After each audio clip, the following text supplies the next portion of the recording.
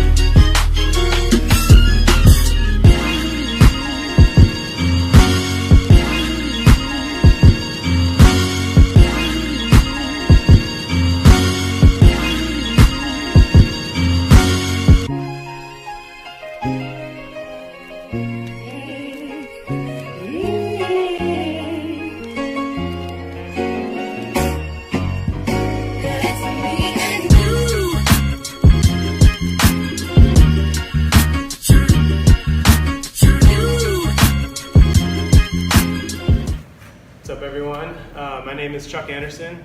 This is James, and thanks for coming out tonight. It's really pretty awesome to be hosting the latest installment of Notre Talks here at this space. I actually hosted the very first one back at the Andersonville location, and then we did another one there. We did one at Soho House a while ago, and there's been a few more in between. But it's pretty amazing to see this all come full circle and host this one here at this pretty incredible. Every time I come in here, I'm still like, holy shit, like this is nuts. But yeah, thanks so much to Notre for hosting this and putting this on. Obviously, thanks James for coming out here. Yeah, and Nike Chicago for just obviously facilitating and playing host to you. I guess you had a nice day. Talk about that. Hopewell for the beer and Box Water for the water. So I guess first and foremost, can you just kind of do a quick intro of yourself? Yeah. Name. I was gonna say James Arizumi, and I realized I might botch it. I should be interviewing you. You're like the mayor of Chicago. My name is James Arizumi. I'm the senior creative director for ACG and Nike SB. I've been with the company for about 14 years. So I worked in SB 2003 era till 12, and then tried to do something completely opposite and join Nike Golf to see if I can shake up some old dudes. And did that. They kicked me out, and so I'm back at SB. And then I also inherited ACG, which is obviously an absolute privilege. So. And for people who might not know, ACG stands for All Conditions Gear, so it's just kind of the outdoor. And this is like the most current collection over here, right? So just for context, I like to assume like not everybody might know. So your first time in Chicago, Second time. Second time in Chicago. How are you liking it? It's beautiful. Yeah. Great weather, guys, all the time, right? No, they told me it gets negative 50, or was it negative 50? I would have died. We talked last night about what the weather can be like here, and I'm just like, I'm glad you came now. Yeah. This is like how you'll remember Chicago. If you come in like the middle of January, or basically any time up until like last week, you'll think it's a piece of shit.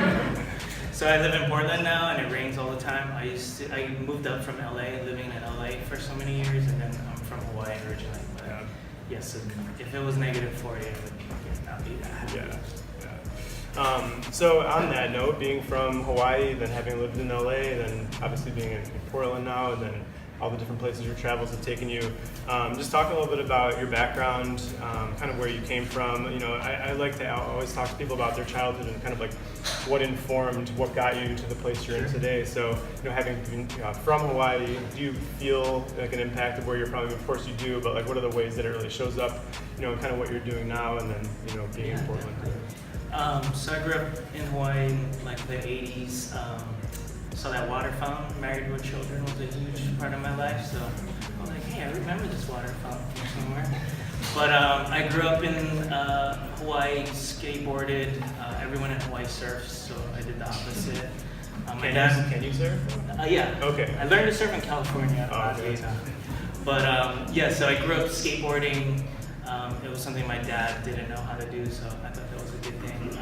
I did play sports, baseball and soccer.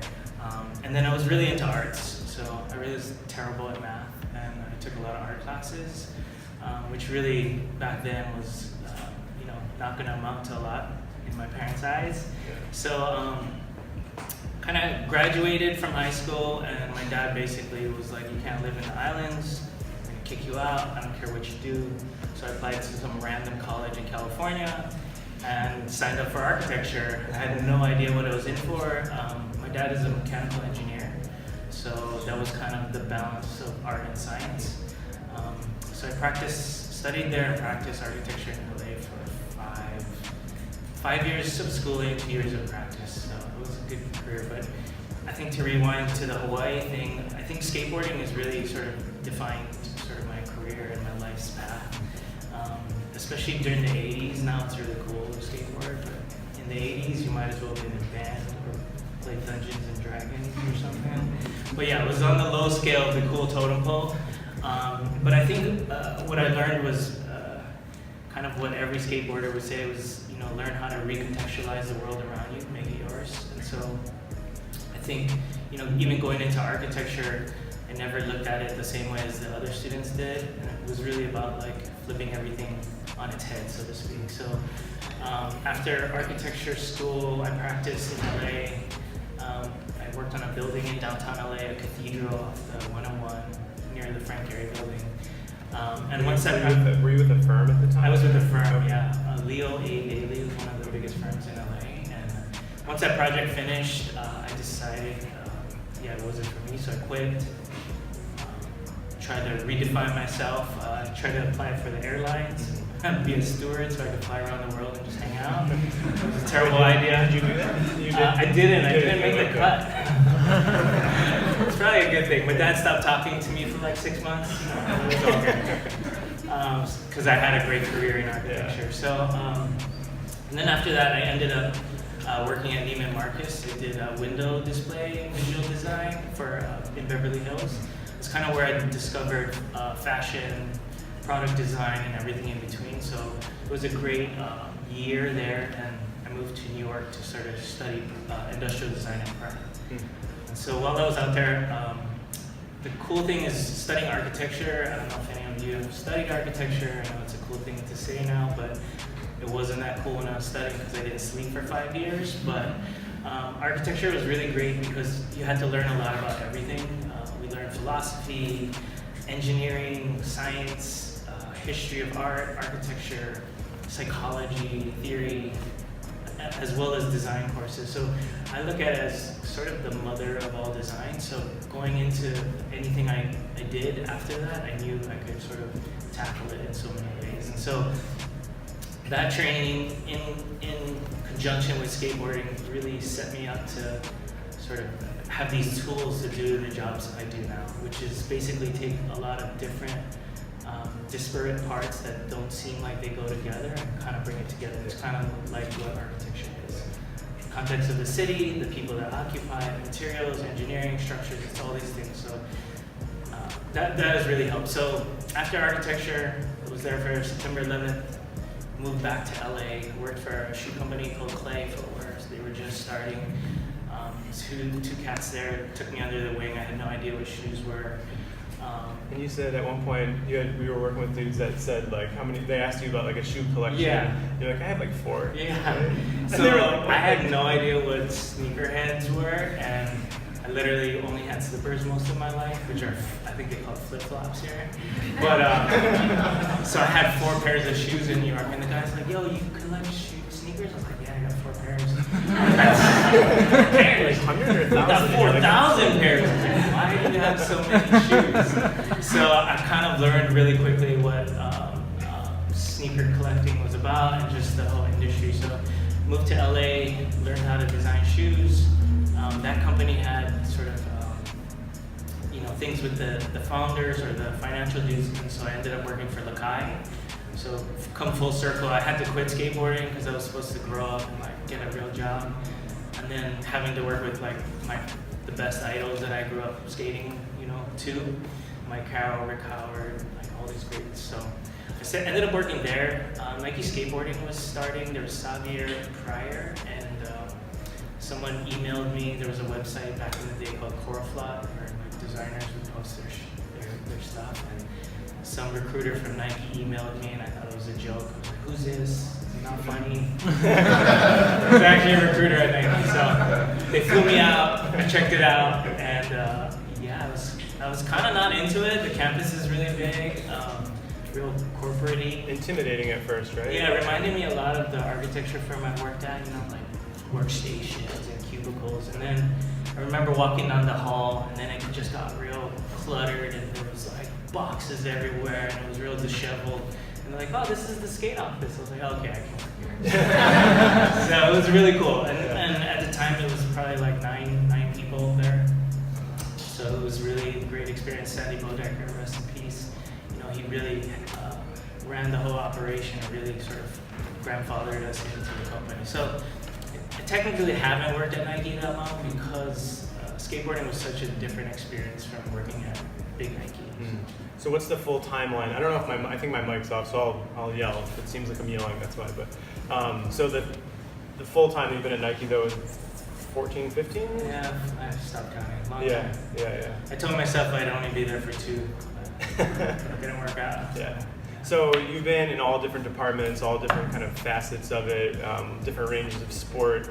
I found it really fascinating that you wanted to go towards golf, and we don't have to spend too much time on that, and obviously we'll catch up to what you're doing now, but can you talk a little bit about why you were drawn to go from such kind of the dichotomy of going from skateboard and the world that you came from and going to golf? Like, what was that? I'm just particularly interested in that because I just find it really interesting when people go to places that they seem like they don't belong, quote unquote. It's pretty much my whole life. Yeah. So I think going back to the first part of the conversation with skateboarding and just this idea of, taking things that wasn't meant for you and making it yours. Like golf is the complete opposite of everything I've ever done. I think as an industry as well as a category, and so it was around 2012, I was at a certain point where I was like, man, I gotta try something new. I'm gonna challenge myself, and what better category to do it than Nike Golf, which is like the complete opposite. Yeah. Average age for skateboarders is 14 to 24. Average for golf is 65 to 80. So I decided I could go there and see what I could do. My dad's a lifelong golfer. It was the only time he was ever proud of me that I had to golf. Son, you did good. Tiger Woods, like that's the man. So yeah, so I made my dad happy. That was good. Did you instigate going there, yeah, or did an opportunity open and then you kind of like? So the VP at the time just wanted to chat. Yeah. I didn't know what the situation was, and he's like, "Hey, what do you think about golf?" I was like, "Man, missed opportunity. A lot of young people do it. Skateboarders, surfers, all the people that I can relate to. Yeah.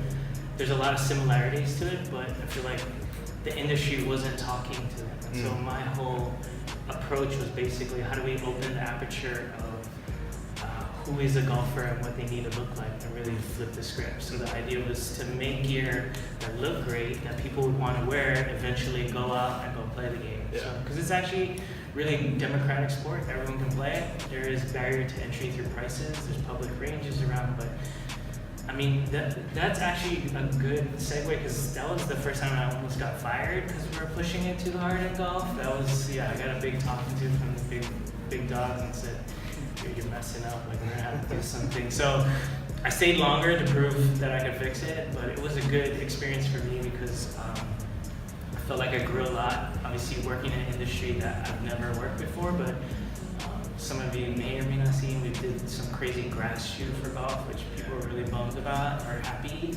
But I feel like that is a true design. Like if it's in the middle and people just walk by it, you're not doing anything. So you're either offending or exhilarating or making people really psyched. So I think with golf, the plan was to flip it on its head and really redefine it. So I think that's actually a really good segue into kind of where ACG is moving now, given, it's kind of a new chapter, moving on sort of from the aesthetics that it's been with Errolson and Hugh for the last several years and kind of the more technical approach that he's brought. So obviously like kind of a step away from that direction.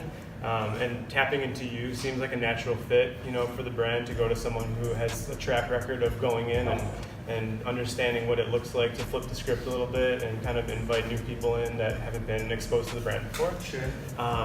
So, what was the kind of transition over to ACG, and had you ever touched that brand before? And so like coming up to like right now, how long have you? So we did, when I was in Nike skateboarding, I also did Nike snowboarding, 6.0, we did like surf stuff, we did everything. We did inherit ACG at one point in a transition period. We didn't really stick with it, we sort of used it to propel Nike snowboarding into the forefront. So that was a really brief time, and it wasn't necessarily what ACG is now. And so having obviously the opportunity to work on ACG, kind of the same conversation with golf about who belongs outdoors, how it looks, who's participating in it, just like golf. I kind of took that same methodology of, how is the outdoors image, and it's typically, a group of Caucasian guys climbing a wall. For me, having all the experiences, especially from skateboarding, where it's a very diverse community, was how do we bring the collective sort of community and also the momentum that Nike brings into this outdoor space. And so to the Aerosmith era, I think he was a great sort of purveyor of pushing it to where he pushed it, and then the old crunchy, we call it the granola ACG. And what we're trying to find is the middle, where the goal really is to get you guys and young people excited, obviously about the gear, but getting the gear and going outside and adventuring. So we have a saying, it's very loose, but the gear's not the goal. So in this age of sort of collecting sneakers, not walking funny so you don't crease it, not putting it back in the box, like we don't want ACG to be that apparel as well. We want people to wear it, we want it to get dirty, and really the goal is the adventure that you see, the mountaintop, the sunset, the time with friends. So that's sort of the premise. I feel like it's very apropos, right? If you want some context, I feel like it's a good sort of narration happening, like video narration, but some of the footage from a campaign that you did you they're kind of like my background here, I don't know. But I think like just for context, I think that helps. It's interesting to watch. But we were talking last night. James and I met for the first time last night, and anytime you talk to someone in front of a group of people, it's nice to have a little bit of rapport before you meet them in front of a group of people for the first time. So it was a really interesting conversation, and I think the goal and the vision of getting kids outside, not just in their city, but to take them out of their city, is an interesting one because it works very easily in Portland, because it's just known for its outdoors. But I think speaking to a group of people here in Chicago, you don't think outdoors. It's not synonymous with our city. It can be. You can be a year-round runner or whatever, but it's not quite the same as sort of like the hiking and like even just like as I'm looking up there. But the crazy thing is that you don't have to go that far from Chicago to get to a place like Starved Rock. If you're not familiar with Starved Rock, it's just incredible. I don't even know how. It's this incredible park in Illinois. It's like an hour south of here. And Notre actually does a really great job of sort of opening some of these doors to let people know through photo shoots and communicating through culture that these things exist. And I think it's just interesting to me hearing all the stuff you were saying. How do you see connecting with an audience in a city like Chicago? Anywhere really in the Midwest, especially, and speaking to this audience, like what's your message to them through through your clothing and through the design and the vision that you have for the brand? Yeah, so first and foremost, in the Nike way, it's innovation and performance. So everything we do at the brand is built around those pillars. I think beyond that, and specifically to ACG, it is sort of bridging the gap between sort of city and the outdoors. So we say all conditions means all conditions. So good enough to hike, good enough to mountain climb in, trail run the rapids, good enough for the city. And so we are designing gear that technically is works in the outdoors as well as for jogging in a thunderstorm here as we saw today. Yeah. But the idea really is the gear is multifunctional, so it's not something that you want to only wear when you're going outdoors. The other thing that we are trying to do is sort of make the outdoors fun. Typically, I'm sure some of you have seen Patagonia campaigns and just sleeping on the side of a cliff. Like, that is so crazy, I would never do that. So we're trying to build sort of campaigns and sort of, as well as a product to make it accessible, to make it available for people that they can do it in less full summit and more like a base camp sort of projection. The other thing too is, Nike being such a sport company with all these rules and time trials and all these measures of sport and fitness, we're looking at ACG as being first and foremost about fun in the outdoors. And with fun, it means basically no rules. And so we have this loose tagline, we're saying outdoor punk, and not the music genre, but the mindset of like recontextualizing your space and what you do out there. So hike how you want to hike, climb the rock how you want to climb the rock, fish how you want to fish.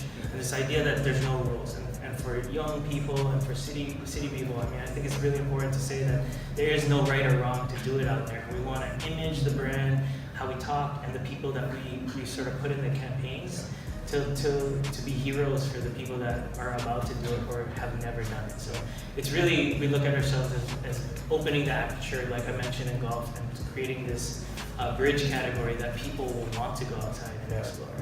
I'm going to try the mic one more time. Yes. One of my favorite things that you touched on, and as I think it's really interesting because I feel like a brand like Nike that's so big and has such a huge audience, especially to youth, there's a sort of responsibility you have to show young people things in new ways or ways that are possible that they maybe didn't think because of the way they look. And you mentioned before like the idea and the image of this sort of category often being like the white guy scaling the rocks, and like it's sort of like it's just more this upper echelon type of sport, and you're saying like fuck that, that's not what it is, it's for everybody. Yes. And I think just looking at the campaign, it's just like I love the idea that like a young black kid in Chicago would see someone who looks like him in this campaign, from Atlanta, and which I don't know much about Georgia, but like I don't know, it doesn't seem like an outdoorsy spot, and so I feel like that's powerful because you guys carry this responsibility where you can show people that they don't have to look a certain way, and there's not a lot of other brands that would kind of go there, and that seems like a powerful. Do you feel like a responsibility to sort of put people in these situations and in these things, not as like just sort of like a thing to do in like a token way, but like a really meaningful way? Like, how do you approach that? Yeah, it's definitely a mission. So I guess going back to the original story of origins. So growing up in Hawaii, I saw people that looked like me doing amazing things that I wanted to be like. I feel like that's very powerful for a person of color. And I think in the outdoors, it's the same way. Like if we can get people that people relate to, that do stuff for the first time and get outside, I think it's a powerful sort of statement as a brand, but also the people that we bring out there that haven't gone out there, like, man, this is dope. Like, they've never experienced it. So I guess the real fact of the matter is like we want people to go outside and explore the outdoors and feel like they belong, but more importantly like reconnect with each other. So we're in a very sort of interesting time. Shows my age, but the digital age is so prominent and it's sort of permeated every part of our lives. People can't even go to the bathroom without their phone, and I do think this idea of hyper-connected in the city is a very powerful thing for a city brand. But as we look at the outdoors, it's hyper-reconnected. So we're saying no Wi-Fi, you're disconnecting sort of from this space, which, you know, you can't have 40,000 of your closest friends. It's unrealistic. And so this idea that you go out to the woods with 4 of your friends and you're sitting around a fire and you're like just talking. And I feel like those kind of things don't happen anymore. We're looking at ACG to sort of reconnect people and young people with each other and the world around them. So to tag on to that, you know, we also have a saying in ACG, which is leave no trace. And it's a saying for outdoor sports where you leave it how it was before you got there. So you're not cutting down a tree and like driving your truck and smashing over things. Like you want to leave it how you came upon it. Yeah. And so that is sort of our mission to sort of, you know, bring awareness to sustainability or to the environmental causes for young people. And I think in the city you're sort of inundated with all these advertising of, you know, green and recycle, but unless you really go outdoors and that becomes your playground, I think it's a very low chance that you'll even connect the two dots. So by going outside, the goal is to sort of have you experience fly fishing or whitewater rafting and understand sort of your impact in the world and sort of where the environment is going. And it'll be a more meaningful connection that way. So there's a lot of levels to that. I worked in snowboarding, and a lot of the snowboarder kids, they were really young, you know, came into a lot of money, little loose in the head from smashing so many times. One of our athletes, we interviewed him, was like, "What's your favorite country?" He's like, "Europe." But anyways, that kid was one of the kids. We had 2 bad winters during our season, and there was no snow. And he was like, "Man, I'm gonna be out of a job. Like this environmental thing is a real thing. Like if there is no snow, like I can't do my thing, nor can I have fun." So they became like huge, you know, activists or more aware of the situation. So surfing, growing up surfing, like it's the same thing. You see trash in the water, it sucks. Sewage pipe dumping water into the ocean is a bad thing. So surfers are inherently sort of nature activists by nature because it's, no pun intended, but because it's like part of the environment. So I think the same thing with hiking, even in your own backyard, you can see the effects of the city and the environment around you, and how do you take steps to sort of mitigate that? So this collection that's right here, this is the most current collection that you had your hand in. So I work with product teams. So Nur is design director for apparel, and then Matt Hook of Easy Fame does a lot of the footwear. I partner with them to sort of build the strategy of where we are going. So a lot of the stuff was already in the works. What we did was build the campaign and sort of this vision that we're talking about right now that is going to sort of influence the product. We designed 2 years out, so we're working on 21 already, if you can imagine. So a lot of all these things that I'm talking about is coming to a head there, but we are building it into the lines that are already done. But I mean, I think the same thing with with this particular collection. It was about sort of transitioning ACG into this new chapter. There's some heritage prints in there, but there's also a lot of functional pieces. A lot of the things they worked on was fit and how the garments fit. So if you've ever been to REI, we have on the West Coast, but it's an outdoor store, and a lot of the fits for men and women are real outdoorsy, like slim fitting. But I think with the ACG fit, we're definitely having a more looser fit that sort of speaks to this transition of city to outdoors. That you don't want to be walking around with a straight jacket, technical jacket around. Have you found the transition from where ACG's been that we talked about a little bit earlier, and the more like, I mean, people who aren't familiar with this and maybe only came to know ACG in the last couple of years know a very different looking brand than this. So like, what's the challenge for you to sort of make that transition a little back to the heritage where it came from, and you know, be mindful of, if you even have to, I don't know if you need to keep that customer in mind, but I mean, like, what's it like? Because it's fairly jarring transition. Like, I mean, I can't think of many other categories if all of a sudden they just like flip the script, you know, completely and had like a different look than the prior season. So has that been like challenging in your eyes so far at all? Like, where you look at this stuff, whereas a rack from last season would have been like all black maybe. Yes. Yeah. So we have a saying at Nike as well. It's respect the past, embrace the future. So you know, Nike plays off the heritage, but we're always moving forward. We use that very heavily in Nike skateboarding as well. I think the same goes with ACG. Is, you know, there are amazing designers that worked on from Tinker to Fog and all these other designers that have built like these icons in footwear and apparel.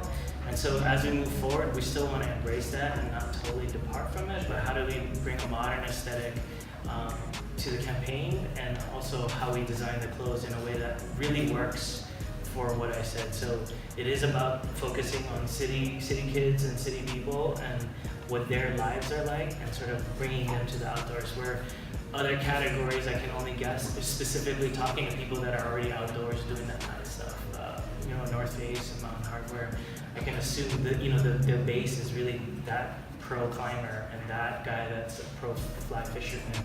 And so for us, it's really looking at our consumer and where they're coming from and their journey. So a part of the journey you mentioned from Chicago, like how do you get outdoors, that's also what we're building into the plan. Is like, yeah, it's not that easy. You guys have busy lives, there's trains to catch, like how do you break away, how do you do this? So through a lot of the brand stuff we're going to be doing, like instructional guides, places to hike, what we want to do is create sort of reasons to do it and avoid the reasons not to do it. So what to wear if you're a first-time hiker and it's this kind of hike. These are the shoes. These are the pieces in the collection we suggest to wear. This is what you bring. Bring water, bring a small pocket knife, bring a light backpack, those kind of things. So it can be intimidating. Like, I did not grow up in anything remotely resembling an outdoorsy family. Like, the idea, you couldn't pay me $1 million to go like camping, like if I had to be responsible to set the tent up. Like, if you're gonna do it, like I'll try and sleep in it, but it's just not like it's not my world.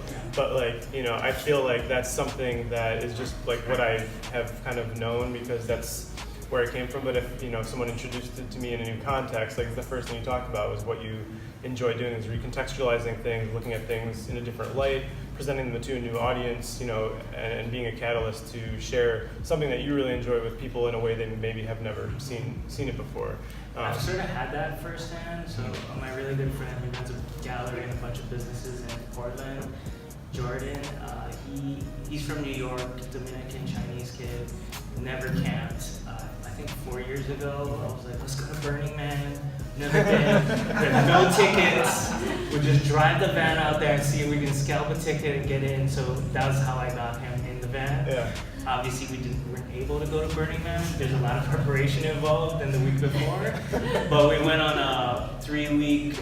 We just drove around Utah, Idaho, and just explored. And he didn't know how to set up a tent, how to make a fire. He was like so intrigued by all the things I had. And now is he into it now? Yeah, he's camping on his own. He's like, this is amazing. He brought his son. Oh, that's awesome. I just talked to him last night. His son tripped, burned his hand on the fire pit.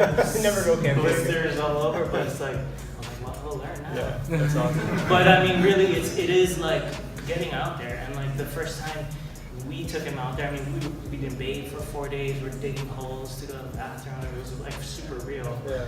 And he was like, wow, this is how you do it. Yeah. And I think he's a guy that's always on the hustle, on the phone and on the phone. And it was like so relieving for him to like disconnect from everything. And when he came back to his work, he had sort of more clarity on what he was doing, more focus. So there are moments like that where I feel it's very important. And it takes time. Like, I feel like when you get outside or you go do something and you're used to being on your phone all the time and working, like we all understand that feeling. And it takes a certain degree of committing to like really kind of releasing from that and actually just being in the moment and enjoying it. And it can be hard for the first 20 minutes, but like once you actually get it, you kind of forget it. And I think that's where like the real enjoyment comes. And it seems like what the mission is kind of really all about. Yeah. So one of the things you mentioned just a second ago, and that we kind of got to bond over a little bit last night, was having kids. You have a 4 and a 2-year-old. I have a daughter that's almost 2. So how obviously like being at Nike before and now once you've had kids after, how's that sort of changed the framework of how you approach work? I mean, I'm sure it has. I don't think I asked you that last night, but what's the what's changed about how you approach what you do creatively since you've had kids? Yeah, so I mean, if anyone's had kids, don't have them, go have them. It's game changing in a lot of ways. I think for me, dude, I actually gotta go. It's like bedtime. I think for me, what it did from a career perspective is sort of change like my mission, because obviously they're gonna outlive me, and what we leave behind and everything else in between. And not to get like sentimental, but it has changed my perspective of like what I do, and is that beneficial for my kids and the kind of life that they're gonna live, but also as an example. I mean, we've taken my daughter camping since she was 0. I think she was 2 months, and we took her camping in Oregon, and it was so cold. I thought she was gonna freeze to death, because you actually have the blankets on them when they're 3 weeks old. Yeah. But we went out there, and now We're like, fuck up, it's fine. now it's terrible because she doesn't sleep with any blankets on. She's always hot and freezing all the time. Kids are so resilient. It can be Yeah. like freezing, like, I'm fine, it's whatever. Yeah. Like, But I mean, this ACG thing is perfect for me, because I think at this point in my life, I'm not like skating like a whole lot. I'm not trying to get hurt because I got kids to take care of. So this whole outdoor camping, surfing, all that. yeah, it's very conducive to kind of like bringing in like kids and families. It's the beauty of it. It's a very an all ages thing. There's really no boundaries. It's like just go out with this stuff on. Yeah, and some of our best memories are outdoors camping, and our daughter being just covered in dirt and mud and not taking a bath for 2 days, eating sticks, and my son ate sand on this last trip, and I thought we were gonna have to give him like the Heimlich because he just couldn't breathe. But yeah, I mean, it is amazing, and I feel like, you know, we are city folk, and we've grown up in cities, but like we're really primal by nature, and obviously we didn't have all these modern conveniences, and I think getting kids back to the roots of it all, for me, is a really important thing. As a person, you know, in the job that I do, but also just for the family, you know. So, Absolutely. and SB also fits into that program. We're working with sustainability programs for skateboarding. So, I think for me, I just moved back into the categories that I felt like more fit my program. For sure. I tried the golf thing, which was, you know, just Your kids probably wouldn't be super stoked if you were in golf. They'd be like, this is way. fine. Yeah, so and my daughter skates around, you know, so it's pretty cool that like the stuff that I do is what I love to do, and definitely impacts them in so many ways. Absolutely. I don't know how we're doing on time. I don't know if you guys are going to kick us out or anything. We don't want to bore everyone too. But definitely wanted to make sure to leave some. Oh, actually, before we do, I don't want to open up any questions because you got to tell a story really quick that you told me last night. That is one of my favorite things I've ever heard. So I was even surprised to hear that, like, if someone, you know, nowadays people still write actual letters and mail them to companies, and they actually make it to where they go, and people at some point might open and read them. So. No, we were talking about your hustle.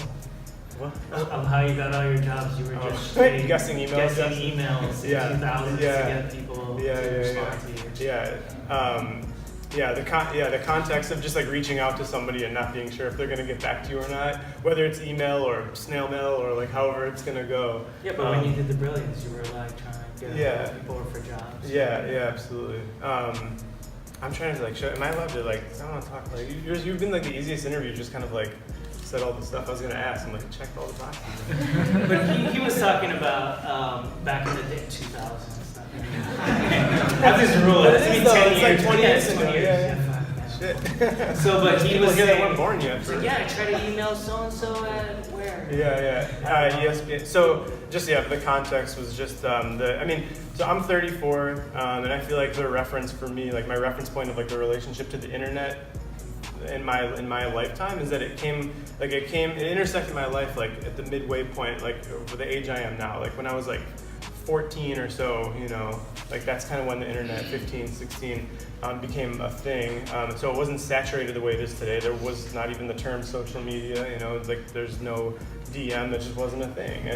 And so if you wanted to reach out and like say hi to somebody, you had to figure out how to get a hold of them. Yeah. So my method was, I used to go to Borders bookstore, rest in peace, if anybody remembers Borders. That was my favorite high school job, was when I worked at Borders. I worked there so I could get a discount, and they let you check books out like a library. It was like the greatest thing ever for a broke kid who just wanted expensive art books. I would just get a stack of magazines, and I'd look up the art director or creative director's name and write it down in a notebook, figure out like what the company's website was, and go home, and I had a system of a first name and a last name, and figured out corporate email structures were like first name dot last name or last initial underscore first name, and I had a notepad file of like 20 different options, and I would send one email individually to each one, like introducing myself. Take notes. And be like, what's up, my name's Chuck, my website's, here's nopattern.com, check it out. I think it'd be cool to work with you. That's it. No big attachments, no long. But people got back to you. Yeah, and well, but the cool thing was like I'd send like 20 of these out, and 19 would bounce back, and I'd be like, all right, it's that's their email. Now I know it. Like, and it was like a golden ticket in 2004. Like, you just couldn't find these. The guy at ESPN Magazine got back to me in 2003, and I was living in my parents' house in the basement, and I didn't go to college. And he wrote back, he's like, I have no idea how you got a hold of me, but we have a college football feature coming up. If you're interested, I'd love to hire you. And that was my first project, making over $1,000 for something. I thought I was ready to buy a house. I swear to God. No joke. When I got that, I went up and told my mom, and she started crying, and we were like hugging. So, anyways, that's the context for the conversation we had over dinner last night. But it was about standing out. It and was. Like, how do you get people? Yeah, exactly. So that was kind of where this led to. Otherwise, we're just like, why are we talking about this random letter? But the beauty of just kind of like the idea of just doing something and something will happen that's a phrase that I've had for many years, and Benjamin who's here, and Virgil and I with the Brilliance, that was always something we would say. And just like, if you throw something out there into the world, like that's all you can do, but you just keep doing it. Eventually you'll get some kind of return on those little investments. But that led us to a really just amazing story, and actually shared the letter with me today and stuff. So I don't know how else to set it up. But, it was just like 2 weeks ago, we got this letter in the mail. It was just like Nike SB, and they figured out our address. But real address, like real a address, letter, not an email. Yeah, and so attention, Nike SB department. We opened the letter. People were like, where do you get mail here? It's in the copy room. Yeah. So we got this letter, and we opened it up, and it was beautifully typed and hand signed, and it was from a guy, 76-year-old retiree from Colorado. Retired architect. Yes. You read the letter? Amazing. I did. Yeah, and so he said he was at some discount rack and found some old SB or new SB shoes, but discounted, and started wearing it, and realized the puffy Monarch, marshmallow dad shoes he's been wearing was bad for them all this time. But basically, he does Tai Chi and Pilates in it, and he wanted to rename SB to Nike Stable Balance. He was telling all his community at the care center, like, you guys need to get these SB shoes. But he basically said he had more balance and coordination, which is a tribute to skateboarding shoes being low to the ground to feel your board. And he was like, in my kickflip have never been better. But he said he told his son in Oregon, like, hey, I bought these SB shoes. They're making it for like our people. He's like, Dad, it says for skateboarding. He's like, do not skate or something. Yeah, it was pretty wild. And so we're trying to figure out, like, we should just send them a whole. You gotta do like a custom pair. But yeah, it's so pretty good. wild. And then we went down the rabbit hole too of some like way back when on like some archived SB stuff, and just all the different kind of things that brand has represented, and all the different things that ACG has represented. And it's just very cool that, like, hearing your story, like what you're at the helm at right now, and just kind of talking about the origin story of it all the way up until right now. It seems like you're really well positioned to have a lot of fun with this brand, and it's exciting to think about where you're going to take it. And I'm super excited to see the direction that you guys go with it. So and I think for me, like I said earlier, I think everything, like, your best job is a job that doesn't feel like work. Obviously, you probably heard that. But for me, it was all these life experiences and interests that I have that have led me here today, and making the decisions that I'm making today. Whether it's wrong or right, some people argue that. I've gotten in a lot of trouble for a lot of things, but I do think, as young people, and also people in your careers, it's like all these things add up. Whether they're misses or fails, they kind of inform. Like, golf wasn't like a total success for me, but I learned a ton working there, and transitioned that into where I am now, and I would have never had that experience. So it's just take the L's and the wins, and like all that stuff adds up to sort of what forms you being today, And I think that's important to sort of remember that, like, you just can't be winning all the time. It's just it's not realistic. Yeah, absolutely. Cool. I think it might be a good time to kind of open it up to questions, and just kind of have unless there's anything else specifically you want to hit on. Cool. Thank you for having me. It's an amazing city, great people, and it's an honor to be here speaking to audience. We love. I get so geeked out. Like, my favorite thing is like when someone comes to Chicago for the first time. I'm just like, what can I suggest places for you? Like, I don't have to come. I just want to give you my list. You can go, but you don't have to. But here it is. And you went to see. I just said we were going to do questions, and now we're not. So yeah, I was super excited when I heard. I was like, all right. Like I was talking to Sylvia here.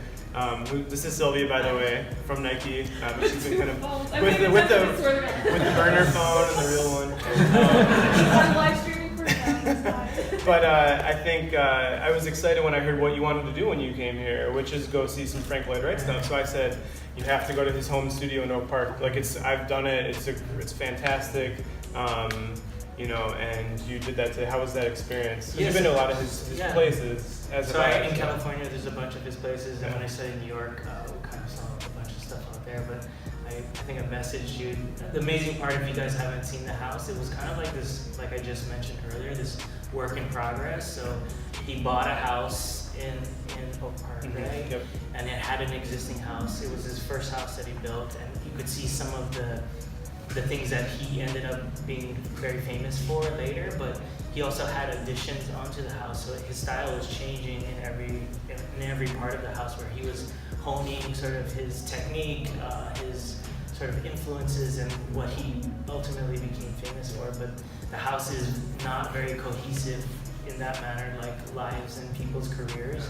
And that as you went into his studio, to his extension and all that, you could see refinements in the stained glass, the furniture that he started doing, and just a lot of things that were happening. So it's an amazing thing, and it's an amazing thing to see. And architecture is one of those things you have to go to see. Like everything else, you can buy everything online and see everything online. Architecture, you have to experience like a space like this, and it does something for you. But you know, Frank Lloyd Wright is a legend, you know, and that house was the house he lived in, and where he honed his craft and lived with it.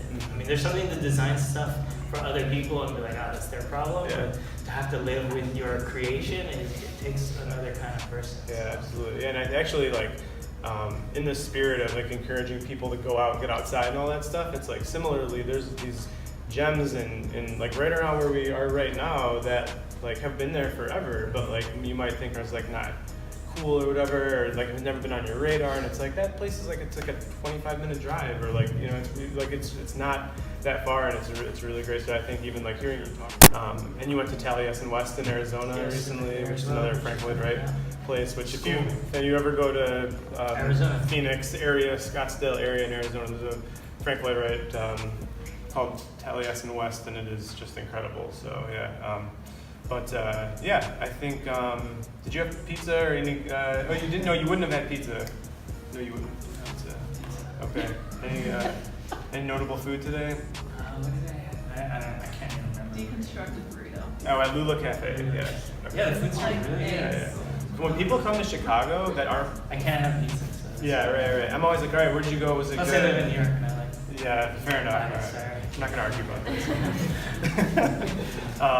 Yeah, I always like to hear what people in their first or second time to Chicago ended up enjoying the most, because then I want to go to those places if I've never been to them before. So I did hijack a bike from the hotel I was Okay. riding in, and they offered to help. I was like, nah, I'm good. Yeah. It was crazy. Yeah. You went over to the lake Yeah, today. I rode all around the city. Did you get caught in the rain? Yeah. No, that was yesterday, but I didn't have the map for the bike path. Oh, okay. I was just like, between buses. I felt like a real bike messenger from outside. Nice. All right, cool. For real now, we can definitely do some questions. So, yeah. Yo, so, hey man, y'all tell me what y'all think in that comment section, man. I hope y'all enjoyed the vlog, man. Notre, you know, does a really good job of putting these events on, man. They become pretty legendary in the city, man. I definitely got a lot out of it. You know, I know this is a little bit of a longer video. You know what I'm saying? Probably the second one on my channel behind, you know, Christopher Kite's joint. But I mean, I think, you know, these are the ones that you get the most out of, the most content, man. And I hope everybody that took the time to watch it, you know, got something out of it, got some sort of inspiration. I know I did. Pretty cool, man. I was also happy to get to show y'all off the new Notre space, man. You know, so, you know, the little montage and the B-roll in the beginning of the video, just kind of give y'all an inside look at the dope, wonderful, beautifully crafted design space that Notre just established themselves with in the West Loop, man. So it was definitely Cool to finally bring y'all that look, man. So, you know, hey man, more tune for your head top as we proceed to give you what you need. It's your boy Q the Flu, Q the Influencer. You already know how we rocking around here, Flu Gang TV. Gang, gang, gang, gang, gang. This Chicago!